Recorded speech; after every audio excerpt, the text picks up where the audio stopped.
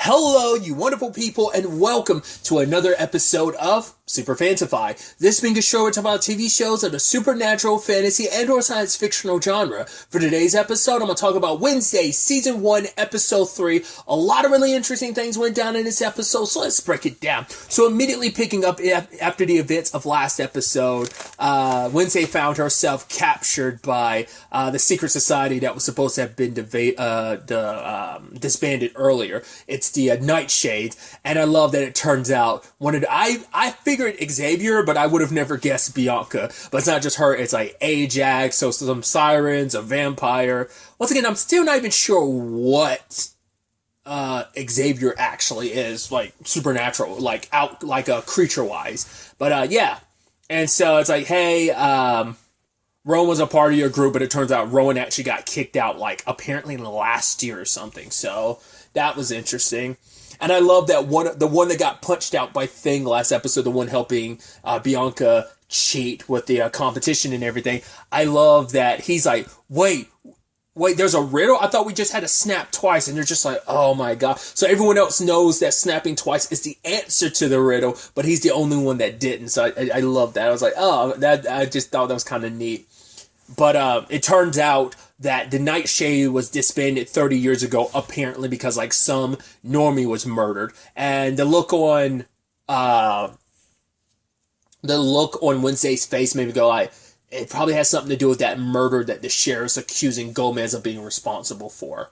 It makes me wonder, was it someone that the sheriff knew? Is that why he has such a hard on for Gomez? It makes me think that might seem applicable in this case. Maybe, maybe not. We'll have to wait and see. But it's like, yeah, we're once again, that's still being such a background thing about that Gomez murder thing, like him committing a murder. Like that's still such a heavy background thing. But I think they're just slowly weaving that into like the forefront, being like, oh, just giving you little by little every episode. I brought it up previously that she is a legacy to this place because her mom, well, at least I think both her mom and her dad were a part of it because a picture of both of them is like in this place because she saw it yesterday, last episode when she got the book when she first found this group. But for her, it's like, oh man, she thought this was some deep, dark secret society, and she found out who's a part of it. She's just like, this is boring. Like, never mind. It's like, oh, you don't have to worry about untying me. I got out of here. Like, I untied myself like 5 minutes ago. And just when she's leaving, she's just like, you amateurs give a bad name to kidnapping. You give kidnapping a bad name and just kind of leave. She was just so disappointed in him.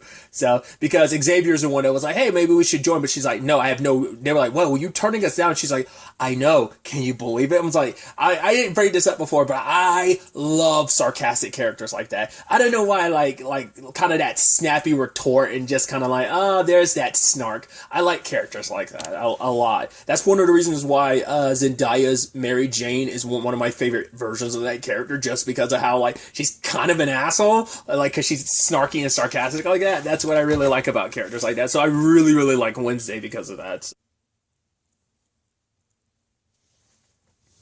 The main crux of the episode involves the outreach situation for Jericho. Basically, the Nevermore students come in. It's supposed to foster goodwill and everything between Nevermore and Jericho. It is interesting to know because we get introduced to Lucas's dad, the mayor, and it turns out like this whole everything related to like this outreach and everything. He's a big proponent of it because a lot of the money that the town makes, he was even telling the sheriff, even your paycheck comes from Nevermore. Specifically, Weems is the one making the donations and stuff. In fact, she makes a huge contribution to the mayor's re-election, which makes sense when you have a decent enough relationship with him. It's like, right, keeping someone in power who is on good terms with you, does not have issues with you like the mayor does. I mean, like the sheriff does. So if like anyone else takes that mayorship, they could kind of disrupt the kind of equilibrium and the very equal ecosystem that's kind of been created. But as Wednesday calls it out later on, it's like, yeah, it's platitudes and smiles hiding their hatred and disgust of us outcasts, you know? It's like, yeah, they haven't changed in these past 400 years. So we'll kind of get into that later on. But Wednesday's big interest in all of this is that she finally has an answer to who the guy was, because she, ran into his grave last episode where the flags were. It's Joseph Crackstone. He's the founder of Jericho. And he's the guy that's also in the picture. A guy from 400 years ago is in a picture across from Wednesday. And even Xavier's like, yeah, like, how are you drawn in a book that was like, this was probably drawn like 30 years ago? Like, how did that happen? But Wednesday's not giving him any answers, but it seems like he kind of figured out a lot on his own. Either way, she ends up getting stuck on working on, was it Ye O Fudgery? And I love that she's talking to all the the tourists and being like, yeah, like this all came about, but like, yeah, like, oh, are you going to support this money when like people like it, because the fudge is made from like stolen from like indigenous people that were from like the Amazon, and it's like, yeah, are you going to buy and pay for and support this whitewashing of American history or something like that? Because she was like, yeah, also there's no way fudge existed this far back because fudge didn't get made until 258 years later. So, and she just holds it up and it's like, yeah, and the lady that's in charge of the whole thing, like, I love how Wednesday just loves pissing everyone off, and she looks at the lady and kind of gives her a smirk. So, but I also love Eugene is up there just enjoying the fudge to the point he throws up on Lucas and the other bullies. That's projectile vomit and stuff. Obviously they go to extremes in like TV shows and stuff, but it's still, even though I know it's just meant to be that, it still kind of like gurgles my stomach a little bit. I'm like, ugh, when it's just that much. I mean, it's like, that's poltergeist level of vomit coming out your mouth. Either way, once again, sticking up for Eugene. I thought it was more so an anti-bully thing in general, which I think is still kind of applicable, but I think, once again, I think that's why she doesn't like Bianca, because she doesn't like elitism, she doesn't like bullies, because bullies and elitists kind of fall in that same category for her. Like, she doesn't like people who look down on other people. She doesn't like that, because Wednesday's all about the marginalized. I mean, obviously, she's down for some like pretty twisted people in history, like Machiavelli and Vlad the Impaler, so. But yeah, her main thing it's not even just like, oh, anyone that's bullied reminds her of her brother. Specifically, Eugene reminds her of Pugsley, so kind of making him I guess Eugene's her pseudo Pugsley at the academy, because it's like, hey, you're going to do what I tell you to do. You're going to follow my lead. So ends up breaking into the place where she's trying to find out more about Crackstone, and finds a book that's basically the Book of Shadows, which I think is just interesting, because obviously when I think about the Book of Shadows, I obviously immediately think of Charmed, which, I mean, obviously it has to deal with witches, but it turns out the book there is fake. Apparently it was stolen like maybe like a year ago or something like that, which I'm like, okay, I wonder what that's about. So Wednesday goes out to that place in the woods that has a connection. There she ends up trying to trigger a vision, and she does, and it takes her back 400 years, and she meets the girl she met last episode during her vision. Her name is Goody. I was wondering, like, when I was looking at her, I was like, is that Ginny or Jenna? I was about to say Ginny. I think I always say Ginny instead of Jenna. Jenna Ortega. I was like, is that her too? But I wasn't for sure. And it's like, yes, it is her. It's her playing her own ancestor, Goody Adams. So I was like, oh, okay, interesting. And obviously Goody had her run-ins with, did I say John Crackstone? I hope I haven't been saying John, because it's Joseph. Once again, I kind of run my mouth and I kind of go, I've probably been saying that wrong the entire time. Either way, if I have been, so, I'm sorry, it's Joseph Crackstone. And if I have said Joseph and I hadn't gotten it wrong, oh well, I'm making myself look like even more of a fool. Either way, Joseph Crackstone was all about you're Goody Adams, you're a witch, blah, blah, blah. But Goody's coming from the perspective of, yes, we were here first. We were kind of in tune with nature, and you and everyone who came here, the pilgrims, are disrupting that. You guys are the real monsters. And once again, yes, there were already issues on the native land beforehand, yes, but that doesn't change some of like the colonization issues that sprung up. It doesn't lessen those when it's like, cool, you're hanging out blankets to give out desserts and stuff, so it's like, yeah, kind of helping mass genocide a group of people, because it's like, yeah, they were in this land first, and you're like, but I'm gonna take that, I'm gonna take that, it's mine now, even though you've been here for centuries and if not thousands of years, but this is ours now. So, because I know that's always going to be an argument for someone about that. But tangents and all that aside, regardless of it all, but he still ended up killing a whole barn full of people and burned it to the ground. And that was a whole bunch of supernaturals. And now for her, it's like, right, that's what's happening now. History is kind of repeating itself. So it's like, right, so how is he still alive? Is he like a spirit possessing someone? Is he someone else carrying on the torch? Because immediately in my mind, I'm like, are we going to find out actually that Tyler's family are descendants of Crackstone? If they were descendants, you'd think they'd have like a bigger, like they'd be a bigger thing. They'd be celebrated a little bit more. But I mean, I don't know. Because you do have that thing where Xavier was like, Xavier was like, yeah, that guy's trouble. I told you once, now I've told you twice. But I'm like, why does Xavier have such beef? Because he even says like, oh, like what Eugene was going through, like obviously this episode, but obviously them, like Lucas and the others and his buddies being bullies. It's like apparently Tyler gets lumped into that too. He's never shown that side to Wednesday, but now part of me is like, could this be some long con of like, oh, he's not on good terms with those who are outcasts, but he's doing that now to like overcompensate, and he's just luring her in so he can trap her. Like he's gonna be a bad guy by the end. Are we going to find out that maybe he's always been maybe he's been a douche in the past because he found out that he isn't because maybe his mom wasn't a normie, maybe she was something else, and now it's kind of passed on to him. Once again, maybe he's the Hyde monster, or maybe the reason why he was lashing out and had issues with the outcast is kind of similar. I had posited before that maybe the sheriff has issues with them specifically because it has something to do with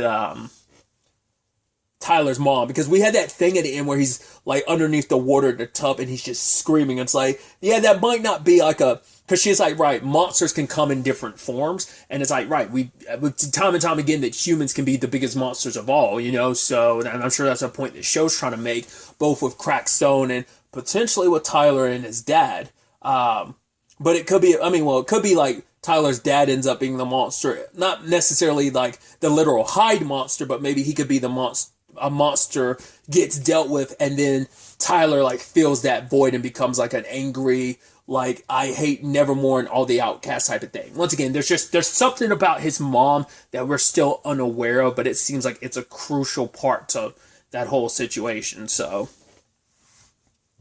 she ended up running into Xavier at the same time the Hyde monster got chased off when she ran into him, so it does seem like it's most likely not Xavier. I don't see him like, because it was footprints. He wouldn't have had time to, because he was dry. He would not have had enough time to put on clothes. So it's definitely not Xavier. But I think the whole point of that ending was showcasing like everyone's got their secrets. Granted, I don't think Xavier's is as extreme as some others, because I think Xavier's whole shtick at the end was, right, we know, I made a comparison last episode, we know his thing is he can bring his drawings to life. So I made the comparison of like using a few examples, but let's keep with the Psy example that I used last time as well. So it's probably like, yeah, because his hands at the very end when he was locking the door, they were covered in ink. So whatever, he could be using like a charcoal or something to like, yeah, it's not ink, because I'm thinking of Psy, because Psy legitimate uses ink, but it's probably like charcoal or something that he uses to draw with. So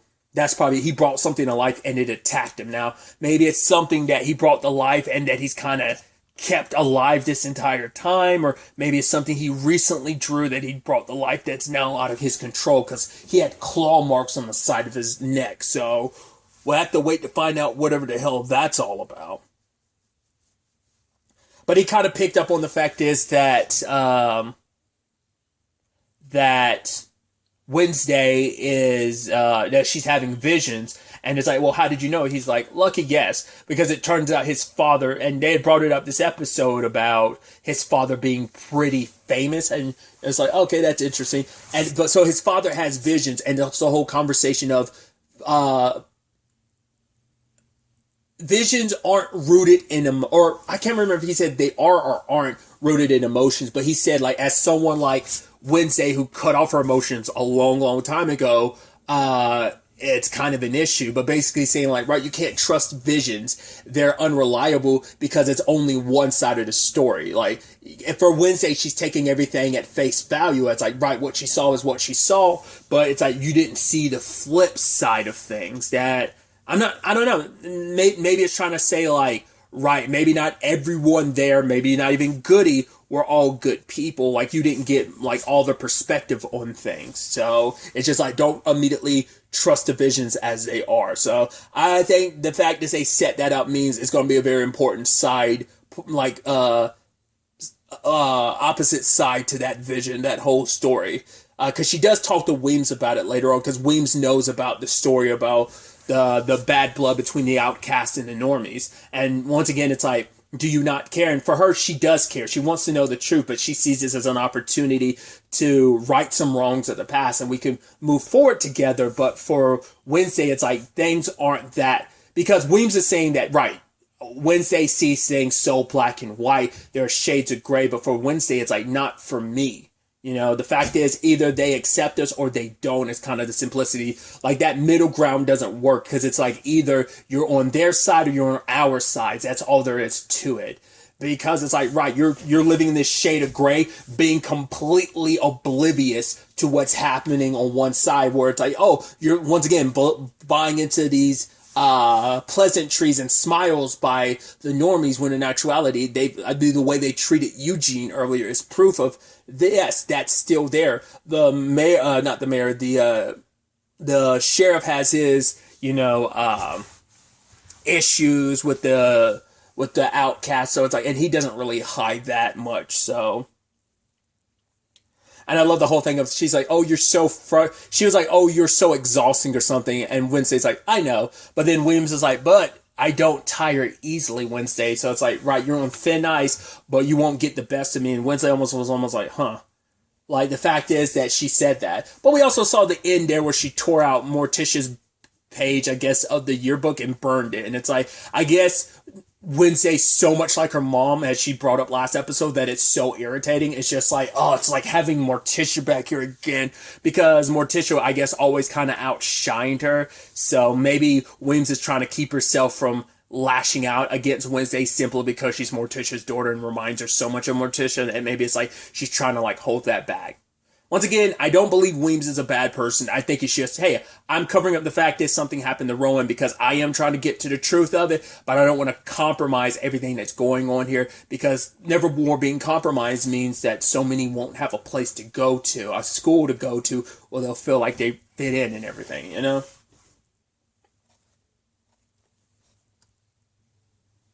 I did appreciate Wednesday blowing up that statue of,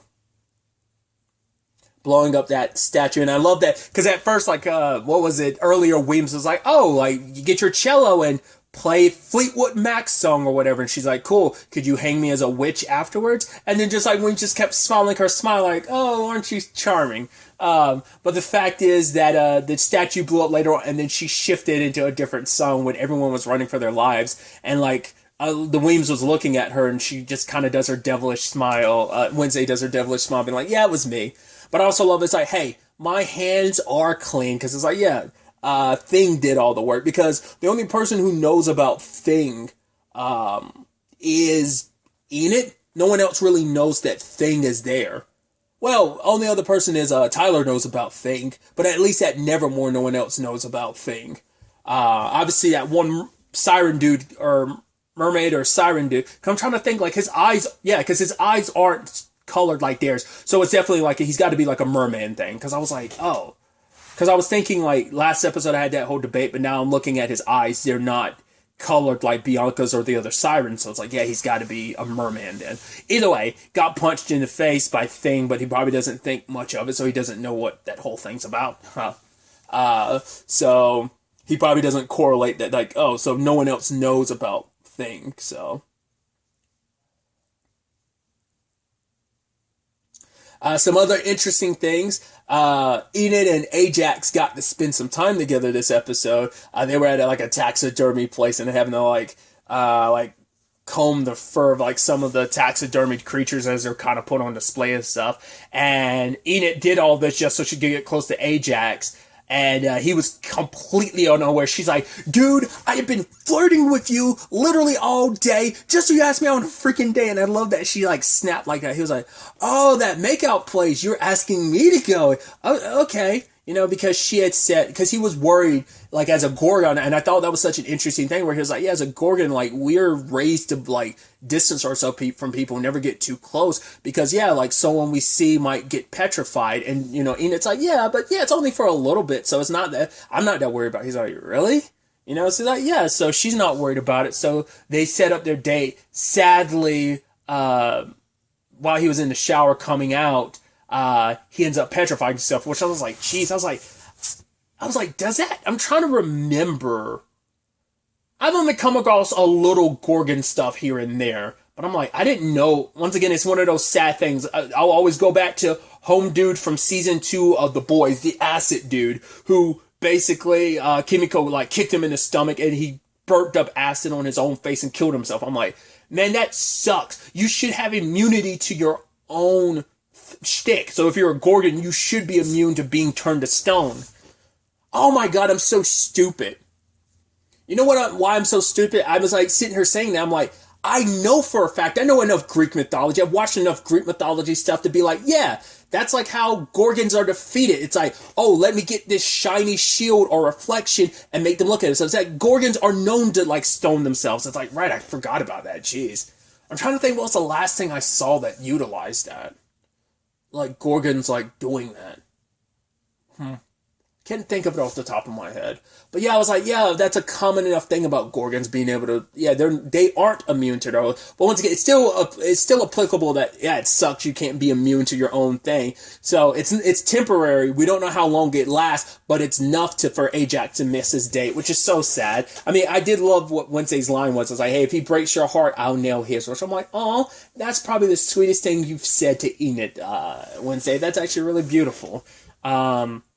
You know, that's the closest thing you got to, like, I mean, you know, that's kind of a ride or die type of friend. And it's such a shame because he wanted to go on the date with her. Just, yeah, I got turned to stone. It's like, oh, good excuse. But also, like, Enid, like, obviously got super upset, clawed up the bus doing that. So,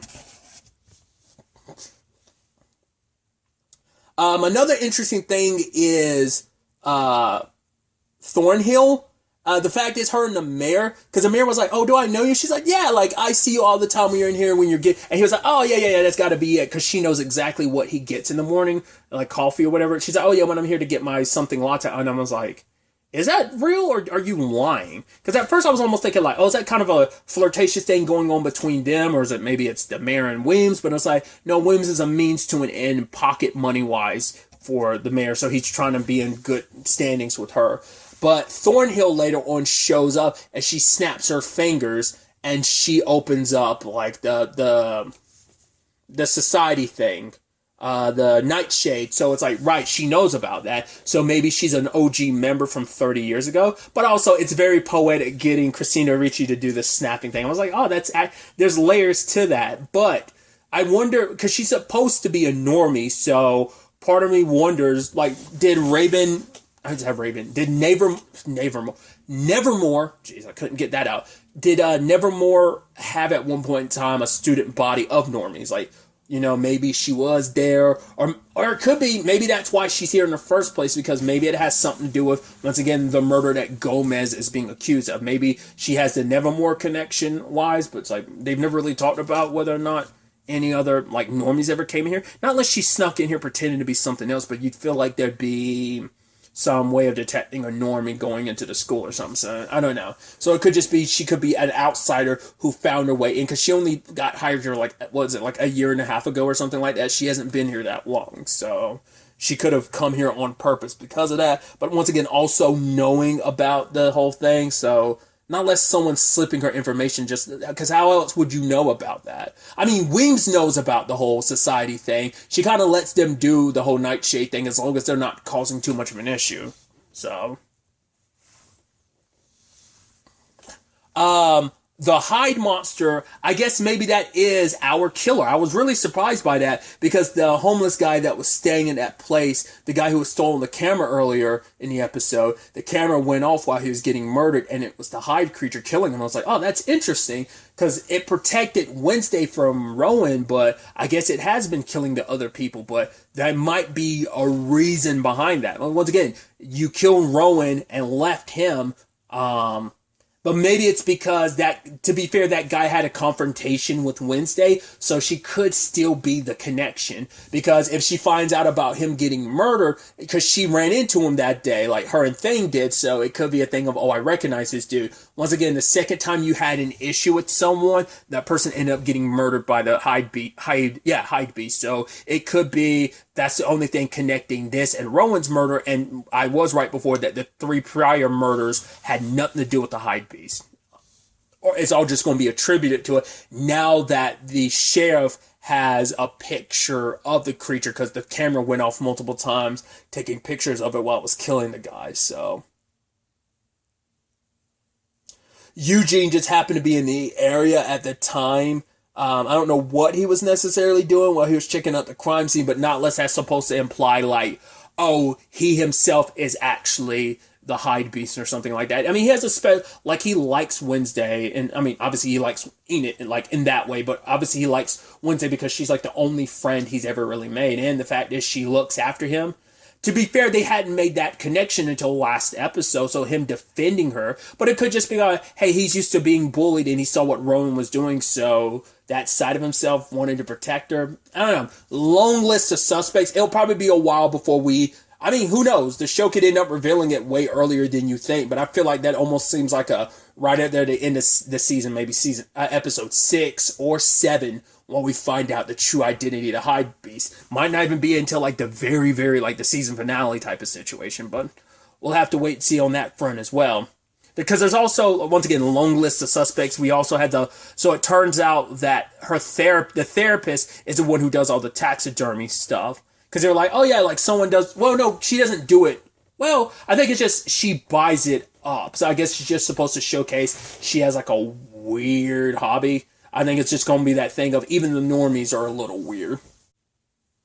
We'll ultimately have to wait to see where all of this ends up taking us going forward into the next episode. But really, that's all I'm going to talk about. Till the next time we meet, be happy, be safe, live life to the fullest, and enjoy it. Good day, and goodbye.